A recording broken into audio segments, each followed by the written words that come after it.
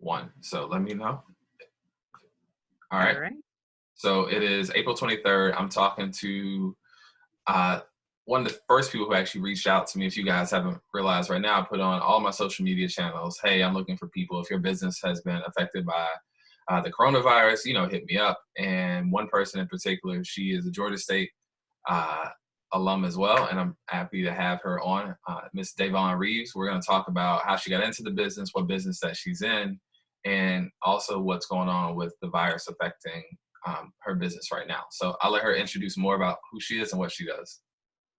Oh, thank you, Jared. My name is, as you mentioned, my name is Davonne Reeves, and I'm actually a serial entrepreneur. I went to Georgia State University as well, but my background is mostly in the hotel industry. I come from operations, feasibility studies, and hotel asset management. So I have a consulting firm called the Davonne Group, where we consult new hotel owners and developers, either during the development process or acquisition process. I wrote a book a couple years ago called Tidbits for the Emerging Pineapple Professionals, and it's more of a guide for entry level professionals or college students who are looking to get into the hospitality industry or looking to excel in the industry.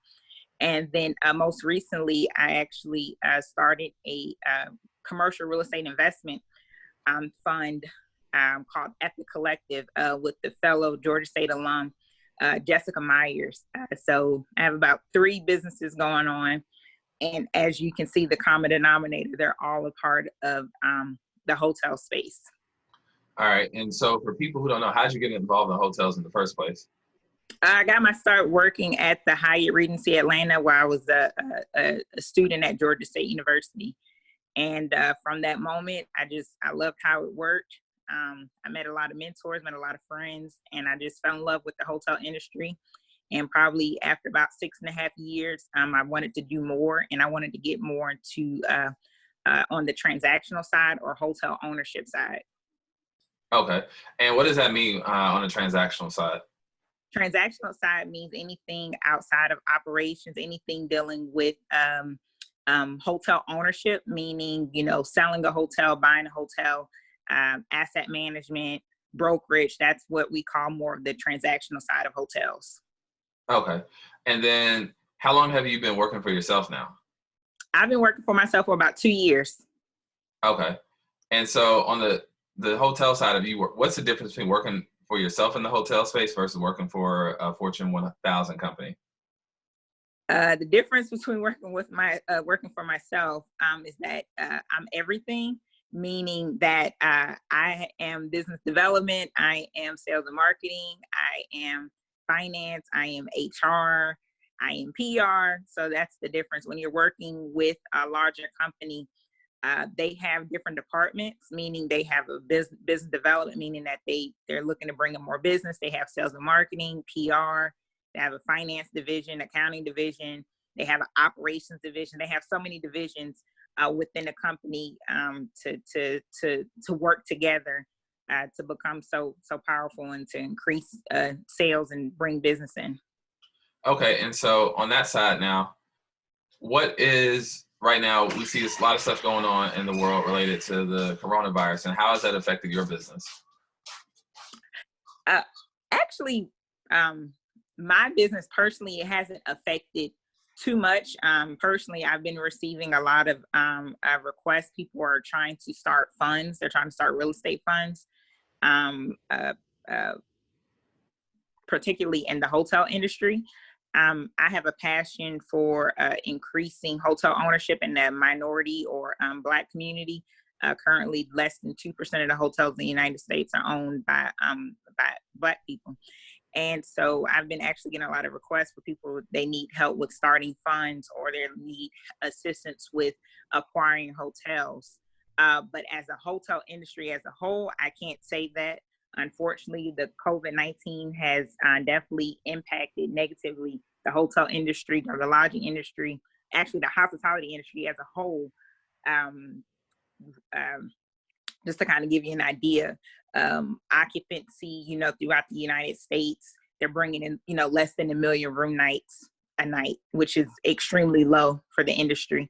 Just to think from the job perspective, the hotel industry lost over 2 million jobs. Oh, wow. Yeah. Okay. And so with, like you said, like with 2 million jobs lost, and how has that been, I guess, for other people you know in the industry? Are these people still kind of concerned, or most people thinking that it's going to come back in a couple months? And what's it been like? The conversation's mostly been, it's definitely a lot of concerns. Hotel lending is at a halt right now, meaning if you're trying to buy a hotel using lending, it's going to be very hard to find someone to do it, unless you're trying to, purchase hotels using all cash. As far as job wise, I don't know if you've been to any restaurants recently, but a lot of it is either to go or they're closed. Because some restaurants, it doesn't even make sense to open just to do to go orders. It won't make sense economically. And as far as what the future look like, we're definitely optimistic. As far as the timing, I've been hearing different times. I've been hearing 3 to 6 months. I've been hearing 6 to 9 months. So it's definitely a lot of conversations of when it's going to come back. And it's going to come back slowly because, with tourism and travel, people are going to be leery as far as traveling. Even after this over, they're going to be hesitant as far as, going to new places and traveling. It'll probably be beneficial for people to travel now because I'm sure prices are extremely economical for people to travel. But of course, they don't want to do it in fear of either catching the coronavirus or being, stuck in a place because they're on lockdown. Got you. And so for somebody like you then, how are you planning to deal with this so far? Are you just going to wait it out, or the plan's still going to be the same as usual? I definitely plan to wait it out, but I'm using this time to be more proactive, and to really notice how the hospitality industry is changing. There are definitely going to be, I'm sure, more virtual conferences. Yeah. I can see that happening. I can see that happening where, we're doing a lot of Zoom meetings as opposed to going in the office. I definitely see that happen. Even post COVID-19, I just see that happening. Yeah. Just to save costs and just to save time, it's just easier for us just to hop on a Zoom call or a conference call or just have a virtual meeting. And that's with all industries. Yeah, I was going to ask them, because if more people start going to like virtual conferences, what does that mean for you and your like industry? Do you think you guys are going to be able to like overcome that, or is that a real threat? No, I wouldn't say necessarily it's a real threat because some things you just can't do virtually. Some things you do have to see. Some companies, for security reasons, it wouldn't be beneficial for them to do a virtual conference. As you can see, a lot of things that happen with Zoom, with hackers coming in, and hackers are always finding a way to hack stuff. True. So, with going to hotels and going to, and a lot of large conferences that have like millions of people, and they go to New York and Vegas and Atlanta and Orlando, they can't. It would be hard for them to do a virtual conference, So I don't see that hurting it. Okay. And so you deal primarily in Atlanta, correct, in the hotel space? Correct. Yes. I've had clients all over the country, but primarily along the East Coast. Okay. And what have you been seeing so far in the hotel industry in Atlanta in particular? What I've been seeing in Atlanta, some hotels have closed, because a lot of the larger hotels, my former hotel, the Hyatt Regency Atlanta, is about 1,260 rooms. So that's what you consider the big box or convention center hotel. Is pretty big. It's like over 180,000 square feet. So that's pretty big for a hotel. And they actually had to shut down some of their operations because it just didn't make any sense just to keep the hotel open. Some of the hotels in Atlanta that are staying open are the smaller hotels or the more limited service hotels or economy. And for those who don't know what economy is, economy hotels like a La Quinta Inn or Comfort Inn and Suites. They don't have a restaurant. The rates are a little bit lower because you're not getting as many amenities. That particular sector is doing very well in the hotel space because, people are still traveling. As far as the truck drivers, they'll need a place to stay, or people who still have to work. Those hotels are actually doing okay. Okay. And so have you seen anybody who's given you requests on like ideas on what to do for their hotel right now to get it up and going, or different things like that? Because people love asking for ideas on hotels. Right. So you have some clients that are like, okay, what, should I do? Should I keep my hotel open? What kind of things could if I do keep it open, what measures should I do to not only protect my employees, but to protect my guests?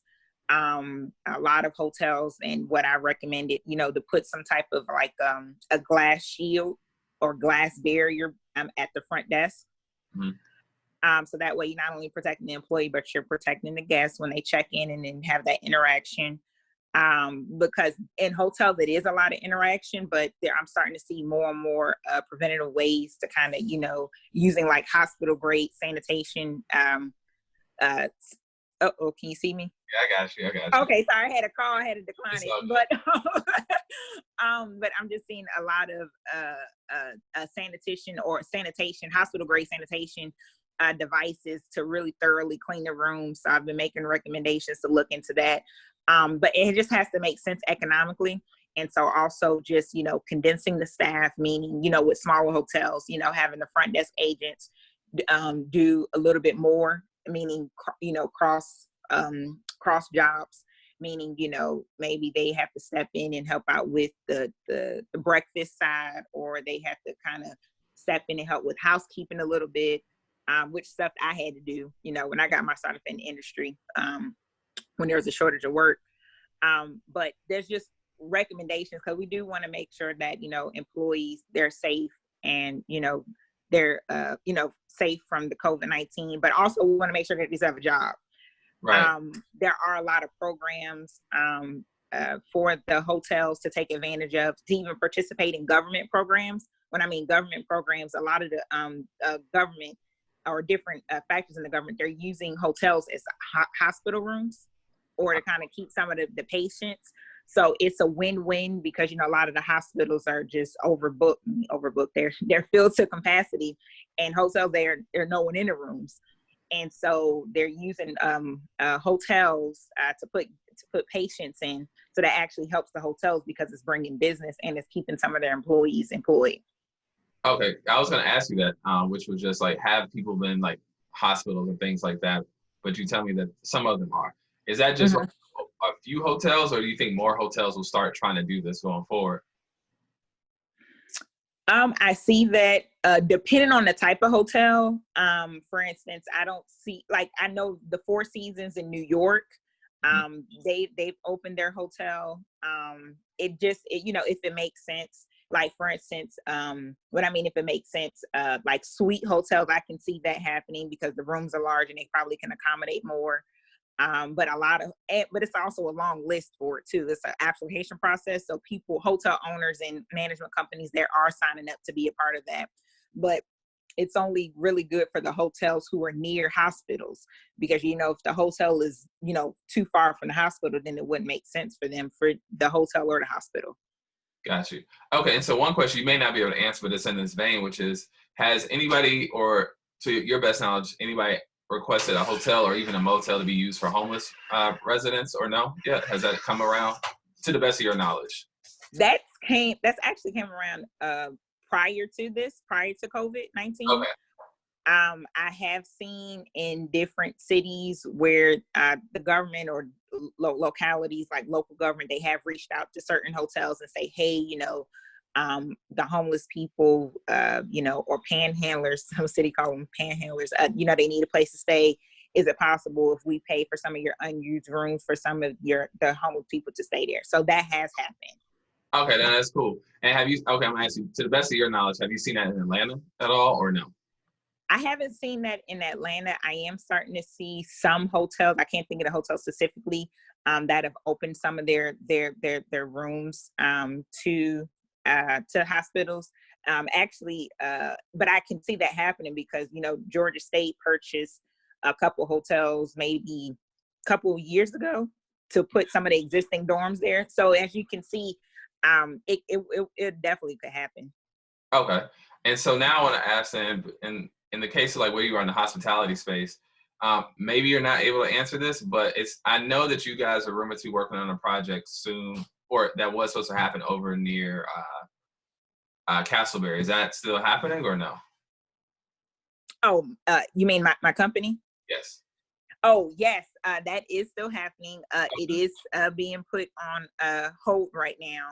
Just some internal things, and just as far as what I mean by internal, just trying to strategically think of, what the project should look like, what the hotel should look like, and everything. I'm a strong believer about everything is a part of timing. So it's a good thing that we actually didn't break ground, because it wouldn't be a good time for the hotel to be open during COVID. Yeah. So it actually worked out. Uh, but we do plan, right now we're in the process of identifying, which brand as far as the concept, or solidifying the concept. And it's going to be a Black owned hotel. So again, I'm very passionate about that. And so we'll definitely keep you up to date as far as what's going on with that project. Okay. And now, Davonne, I want to ask, like, what other products do you have going on right now?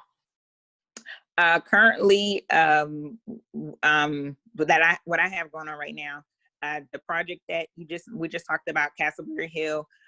Constantly still looking, for hotel deals, right now, and multifamily deals, because with Epiq Collective, we do primarily hotels and multifamily. Right now, we're just looking for deals.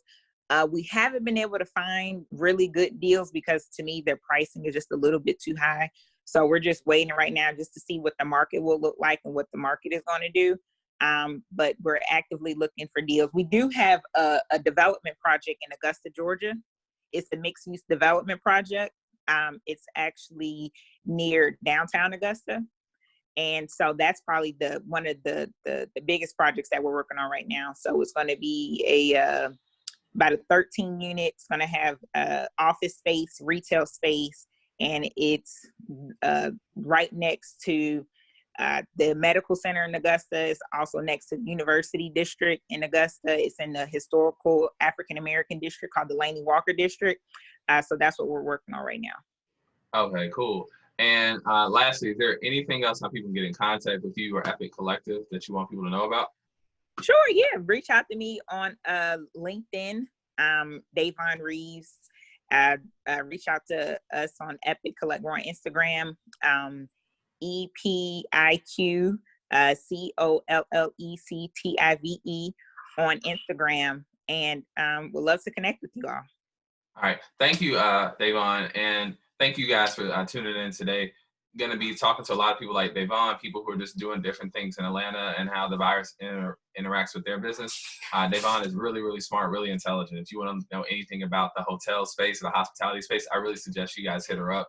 She knows, she's a wealth of knowledge, and just having her for a few minutes today was really worth it. So thank you guys once again. If you haven't already, you can subscribe on iTunes, SoundCloud, or wherever you heard this podcast. You can also subscribe to the newsletter at iamkingwilliams.substack.com, iamkingwilliams.substack.com. Thank you very much.